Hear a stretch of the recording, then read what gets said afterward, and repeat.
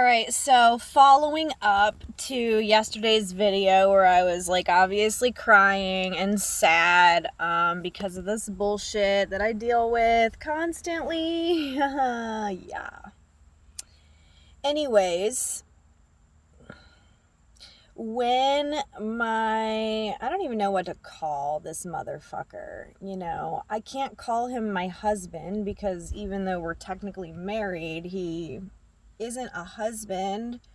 I can't call him the love of my life because he's not like being that either.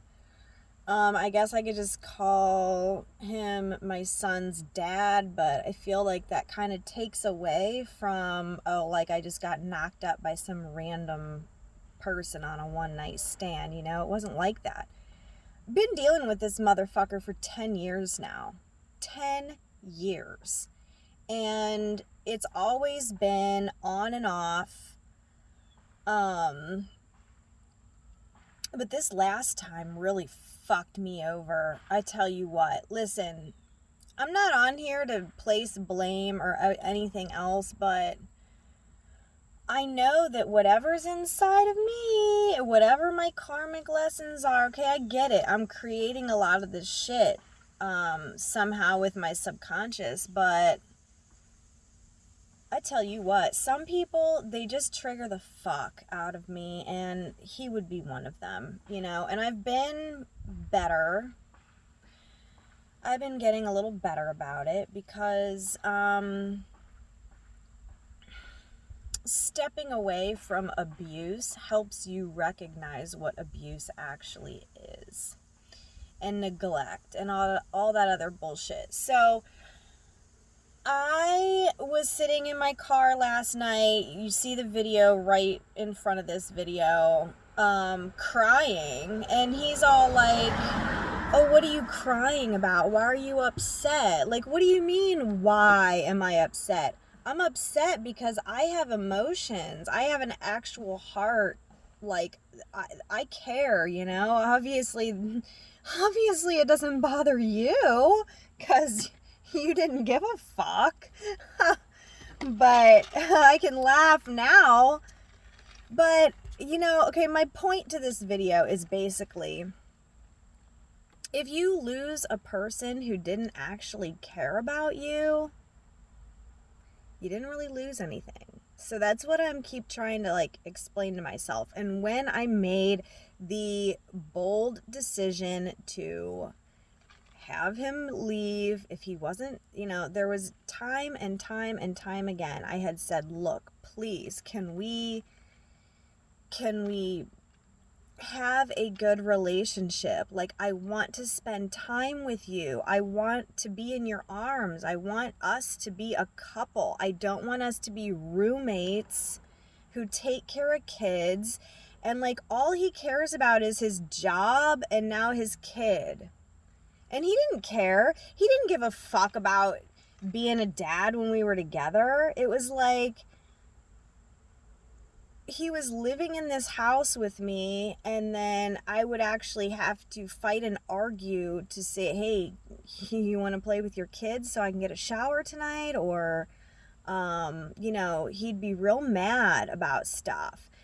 He would not want to go to the store. We wouldn't go to the store together. He didn't want to do any of this. I would repeatedly ask him to go to the park together, go on walks together, basically anything. Anything I was doing with my kids, I obviously wanted him to be a part of that, and he would always just be like, no, I'm not doing that, or I need to do this instead. I need to wash dishes, or I need to do something with my car. It was always something. We never got to do anything. There was never participation. And then now that he's gone, he's all about it. He's all about doing the dad thing. He's going to stores. He's buying clothes for the kid.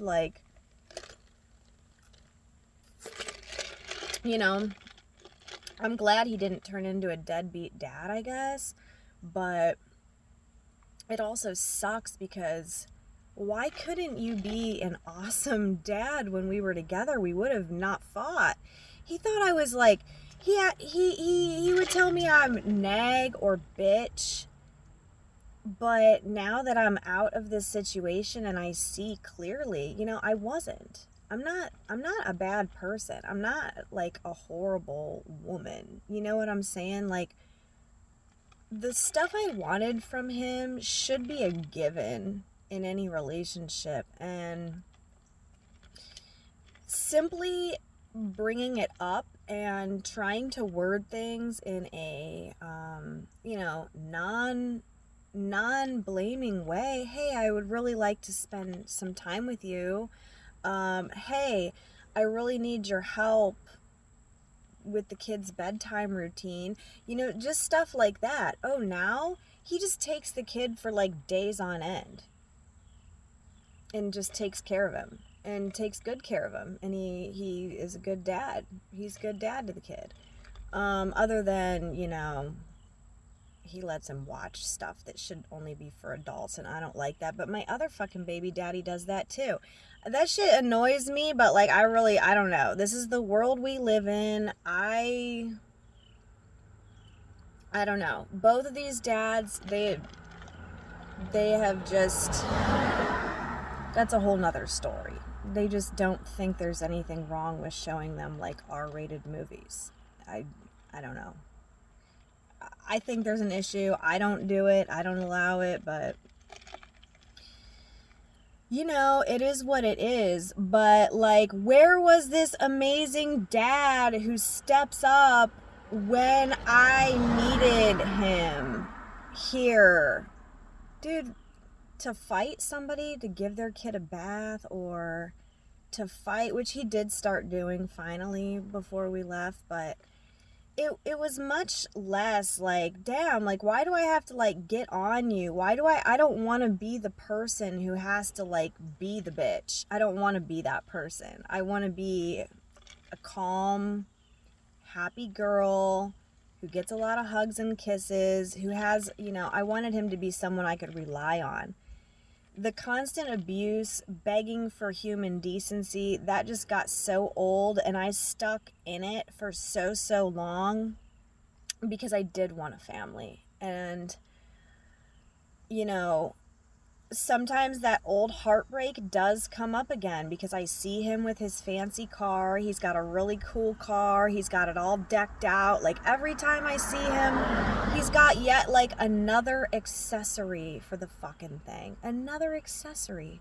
And I'm driving my minivan, it's got rust on it. My minivan here is about 20 years old. I bought it for $4,000. And he clearly, his car is probably worth about over $35,000, I'm guessing, with all the mods he put on it, probably maybe more. That's fine, but he's only getting to spend his money on a fancy car because he's not helping with mortgage and home repair. So here I am, having to like sink money into home repair and mortgage. It's fucked. And you know what? I don't care about cars. That is a material item. What I truly wanted from this man was love, affection, and togetherness. And he was not going to offer me that. He was not going to give me that. When we talked briefly yesterday and he's like acting like he's all confused as to why I'm upset, I'm like, I just wanted to spend time with you. He's like, oh, we did spend time together. He's like, sorry that the time we spent wasn't enough for you. And he's speaking on maybe 1 hour per week, which would be considered quality time. He would maybe spend 1 hour a week. And I said, yeah, that's not good enough for me. If you don't want to actually be all up in me every day, I mean, yeah, I get it. We can't always have like a marathon every night, but if it's not what you like, You know what I'm saying? Like, damn, dude, like, you don't want to grab up on this? Like, I walk around places and people are staring at me. Like, dudes are trying to fuck me all the time. And, like, I just say no. I don't want the attention. Um, but it's like, why the fuck do I pick a guy who I'm so in love with who's, like, so unavailable? Like, he's completely emotionally unavailable. And I don't want that either. So, yeah, I was like, really? So you think that I should be okay? You think I should really just be fine with 1 hour a week from the man I love? 1 hour? That's not even enough to do anything. It would either be maybe talking, maybe sex, maybe a back rub. It's not enough time to like build anything. And it's not consistent. That's not consistency. That's not love. That's not something real. Taking a scrap of 1 hour a week, that's, I deserve better. I straight the fuck out deserve better. And quite frankly, if he doesn't want to be with me and it feels like I'm being like, it feels like I'm a burden or like a job to have to be with, like, no. No. And then before, he would like, every once in a while, if he gets like some certain energy, he'll be like, oh, hey, I have energy. I'll come give you a back rub and a foot rub, or like. But the whole point was when I decided to stop with the toxic patterning and stop with the toxic living, I took initiative to start working with coaches, therapists, and a lot of spiritual healing people to rid myself of that, because he had me so convinced that there was literally something so wrong with me for just simply wanting a human connection with him that it had me questioning who the fuck I even am. Which I'm still in question of that. I don't know. I mean, I've been in nothing but abuse my entire life. And so at some point, I had to step away and say, you know what? Even if this is normal, I can't do it anymore. The yelling, the screaming, the anger, the name calling, that's not normal. Well, maybe it is normal because we live in a very fucked up society. But I don't want that. I want hugs. I want kisses. I want him sitting next to me with his arm around me on the couch while our kids are on the floor coloring or watching their TV. Very simple stuff. Very simple stuff. I've not gone on one vacation ever. He wouldn't even go with me to Hocking Hills, which is a fucking place that's not even maybe 2 hours away, an hour away, maybe. I don't know. I've never been there, but people go and they post about it, and it's beautiful. It's like woods, and you get cabins, and there's hot tubs, and like, I've never been there. We've never done anything together. And I'd be like, well, I want to go out on a date. Oh, we've already done that, he would say. So the past 6 years of us being in a marriage, when I would ask him to like, hey, can we go on a date? Can we do something together? Oh, we already did that. Don't you remember all those dates I took you on? Oh, what? 10 years ago? Yeah, I do remember. We had a great time. That's why I want to do it again. And it's like, I don't know what he actually thinks. I don't know if he thinks that, like, the relationships go in stages, but he's from that generation he's from that I hate my wife generation, where they think it's funny. They think it's entertaining to sit there and complain about hating their wives, hating their lives. I'm not about that. I want someone who is 100% completely in love with me and everything that I am, and just wants to be next to me every night. Okay, maybe not every night, fine. A lot of nights.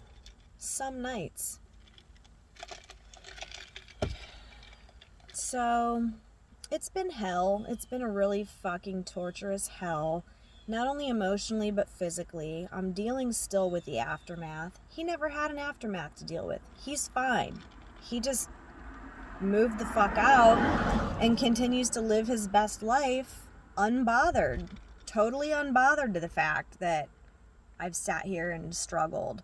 Now it's almost about 3 years, and I want to say, I think tomorrow may be the 3-year anniversary.